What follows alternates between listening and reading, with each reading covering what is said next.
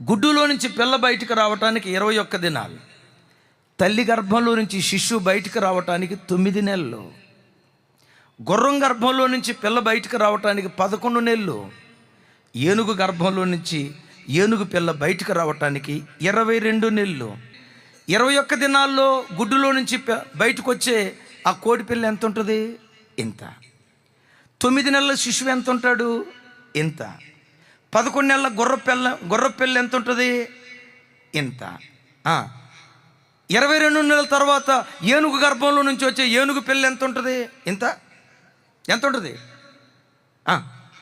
చాలా పెద్దగా ఉంటుంది. నీ బ్రతుకులో దేవుడు ఎప్పుడైనా ఆలస్యం చేస్తా ఉన్నాడంటే అద్భుతమైన దాన్ని నీ ఒడిలో దేవుడు వేయబోతున్నాడు. విశ్వసించు. ఒక శ్రేష్టమైన దాన్ని నీ ఒడిలో దేవుడు వేయబోతున్నాడు. ఆలస్యం చేశాడంటే మరిచిపోయాడు అనుకోకు. ఆలస్యం చేశాడంటే దేవుడు నిర్లక్ష్యం చేస్తున్నాడు అనుకోకు.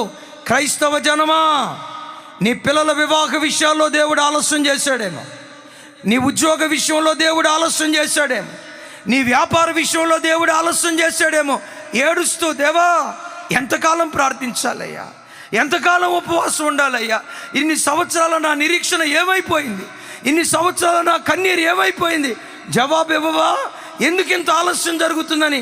మీలో ఎవరైనా దేవుని కార్యాలు ఆలస్యమైపోతున్నాయని ఏడుస్తున్న బిడ్డలుంటే నా చేతులెత్తి దీవిస్తున్నా. ఎంత ఆలస్యం చేశాడో అంత అద్భుతమైన ఈవిని నీ ఒడిలో నా దేవుడు వేయబోతూ ఉన్నాడు. అయితే ఒక మాట, ఈ ఒంటరివాణ్ణి నమ్ము. ఈ మాట నీ జీవితంలో ఒక కాలాన్ని దేవుడు నిర్ణయించాడు. విశ్వసించు. నీ కన్నీళ్లు తొడవబడే ఒక కాలాన్ని దేవుడు నిర్ణయించాడు. నీ అంగలార్పును నాట్యంగా మార్చే ఒక కాలాన్ని దేవుడు నిర్ణయించాడు. ఎక్కడ తలదించుకున్నావో తలదించుకున్న చోటే నీ తలపైకెత్తే ఒక దినాన్ని దేవుడు నిర్ణయించాడు. ఎక్కడ తృణీకరించబడ్డావో తృణీకరించబడిన చోటే మూలకు తలరాయిగా మార్చే ఒక దినాన్ని దేవుడు నిర్ణయించాడు. ఆ నిర్ణయ కాలం వచ్చే వరకు ఓపికతో కనిపెట్టు. ఆ నిర్ణయ కాలం వచ్చిందా మరలా అంట, ప్రపంచమంతా వ్యతిరేకంగా నిలిచిన దేవుడు తెరిచిన తలుపులను ప్రపంచంలో ఎవ్వడూ మోయలేడు. నమ్ము.